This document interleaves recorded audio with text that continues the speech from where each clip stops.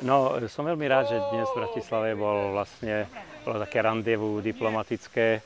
Ja ako bývalý veľvyslanec som sa stretol na tenisovom turnaji medzi priateľmi s francúzskym veľvyslancom pánom Forom, ktorý pôsobil na Slovensku a teraz je na Ukrajine zase vo veľvyslaneckej funkcii. No a pozval nás sem veľmi agilný mladý človek, ktorý robí veľmi aktívne vzťahy medzi Francúzskom a Slovenskom, pán Ľubomír Jančok. No ale mali sme aj vzácnych hostí, napríklad ja som celý šťastný, že som si mohol zahrať spolu na jednej strane kurtu s olympijským víťazom Miloslavom Mečířom, ktorý poctil už aj vlaňajší ročník tohto podujatia, aj tentokrát sme si spolu zahrali tenis. Pravda, že ja som pri veľkom učiteľovi, pri veľkom mojom vzore robil sparring partnera, ale som šťastný, že ma zobral do partie a mali sme tú zábavu, výborne sme si zahrali, bolo ideálne tenisové počasie a veľmi dobre pripravené kurty. No tak je vidieť, že nehrával tenis profesionálne, ale tak nadšenie je a je vidieť, že má aj nejaké športové základy. Ja myslím, že na tom dvorci sú si všetci rovní a hrali sme pre zábavu. Aký je váš vzťah k Európskemu parlamentu? Viete o ňom niečo? Zaujímate sa? Zaujímam sa pomenej, ja skorej vidím tie veci okolo nás, čo sú, čo v bežnom živote sa s tým človek stretáva. Tak fandím tomu, že vlastne v tej Európe by to mohlo fungovať dobre a vždycky, keď som už aj hrával, tak som sa cítil v Európe ako doma, keď som priletel do zámoria. A tak mi je to celku príjemné, že v podstate niektoré tie výhody môžeme čerpať v rámci toho rozvoja Európy a podobne.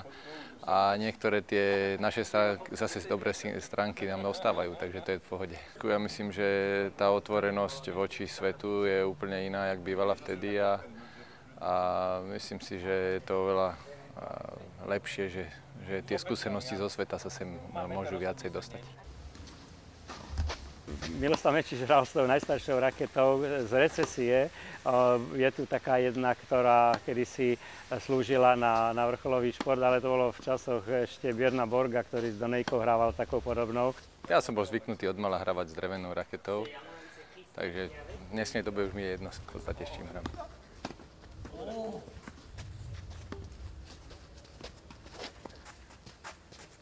Hlavným organizátorom tohto skvelého tenisového podujatia rok čo rok je pán Ľubomír Jančok. Je to môj priateľ, zistili sme, že máme spoločné korene podľa rodiska mojej matky a jeho bydliska nedávneho. No a hlavne robí krásne veci v oblasti rozvoja dvojstranných vzťahov slovensko-francúzskych. Aj v obchodnej, aj v kultúrnej výmene. A je veľmi agilný, je inovatívny, má úspechy a myslím si, že to je niečo, čo aj mne je veľmi blízke vzhľadom na to, že som sám prežil niekoľko rokov vo Francúzsku a mám túto krajinu skutočne hlboko v srdci, mám tam veľa priateľov. Ja sa len teším, že prichádzajú noví mladí ľudia, aktívni, ktorí slovensko-francúzske vzťahy rozumným a inteligentným spôsobom rozvíjajú. To nie je turnaj, že áno, idem zvíťaziť, áno, a teraz chytro vymieňame strany. My po každých dvoch výmenách, dvoch hrách, by som povedal, dvoch gémoch, sa usadíme, dáme nejakú degustačnú vzorku, oddychneme a potom pokračujeme ďalej. No a samozrejme potom prechádzame aj ku koncu každý odvážny. Minulý rok to boli poháre, tento rok sú to špeciálne pozlátené medaily. Trophée de Štefánik sa to volá 2010. Bratislava, Slovakia, Rendez-vous de Diplomat, je tu tzv. Merci za účasť. A na druhej strane je spoločnosť Monte Cristo, ktorá to organizuje. Takže to každý dostáva za účasť, okrem tohto samozrejme reprezentačného a reprezentatívneho dresu, ktorý si odnášajú domov. No a potom hlavne zážitky z týchto našich športovo-intelektuálnych výmien. Nielen v športe, ale aj v športe. Mali sme tú čestu privítať takého najvzácnejšieho hostia, to je francúzsky veľvyslanec pán For, ktorý bol aj na Slovensku veľvyslancom a teraz pôsobí normálne ako spolnomocný a mimoriadny veľvyslanec v Kyjeve na Ukrajine. A kvôli tomuto turnaju, predstavte si, prišiel sem, aby si s nami zahral dnes v Bratislave tenis. Il y a plusieurs années que je joue sur ce terrain, mais pour ce tournoi amical, c'est la deuxième année consécutive et très bien organisé.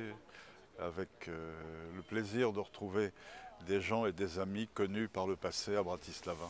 Très bien. Viete, poslanec cez leto neodpočíva, myslím si, že aj ja sa zúčastňujem mnohých akcií spoločenských, kultúrnych, športových. Teraz budeme mať akcie niektoré práve na strednom Slovensku, v Ružomberku a v Chlebniciach na Orave. No a potom samozrejme je ďalšia akcia, ktorá sa chystá v Levoči a to je taká milá akcia. Koncom leta je to tradičná púť kresťanských demokratov na Levočskú horu a to bude poslednú augustovú nedeľu vlastne 29. augusta.